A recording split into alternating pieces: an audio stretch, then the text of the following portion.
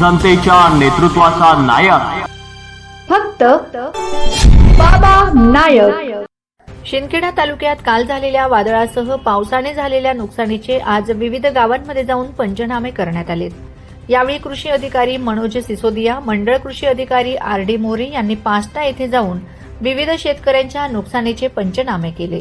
तसेच शिंदखेडा येथील तहसीलदार नितीन देवरे यांनी स्वतः डाबली व धांदरणा या परिसरात शेताच्या बांधावर जाऊन शेतकऱ्यांच्या नुकसानीची पाहणी केली। अनेक शेतकऱ्यांना या नुकसानीने अश्रू अनावर झाले होते।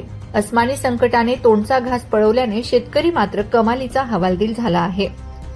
काही निवडक शेतकऱ्यांच्या बांधावर जाऊन पंचनामे करू नका, तसेच शासकीय अधिकारी काही ठराविक लोकांचे पंचनामे करून निघून जातात।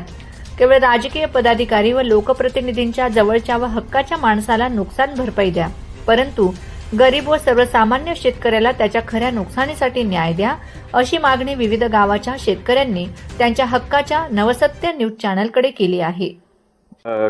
साधारण कसा पाऊस झालेला आणि कशा पद्धतीचं हे सर्व नुकसान? काल संध्याकाळी 4 वाजेपासून 4 ते 4:30 अर्धा पाऊण तास पाऊस चालला नडाणा मंडळामध्ये। पर्टिक्युलरली मुडावद पास्टे ह्या गावांमध्ये वादळी वारा पण होता, पाऊस तर होताच, पण वादळी वाऱ्यामुळे इथं जे मुख्य पीक आहे रब्बी दादर, हे रब्बी दादरचं नुकसान आम्हाला निदर्शनास आलेलं आहे।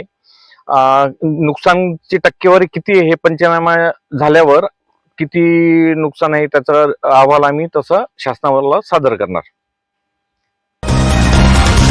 जनतेच्या नेतृत्वाचा नायक फक्त बाबा नायक।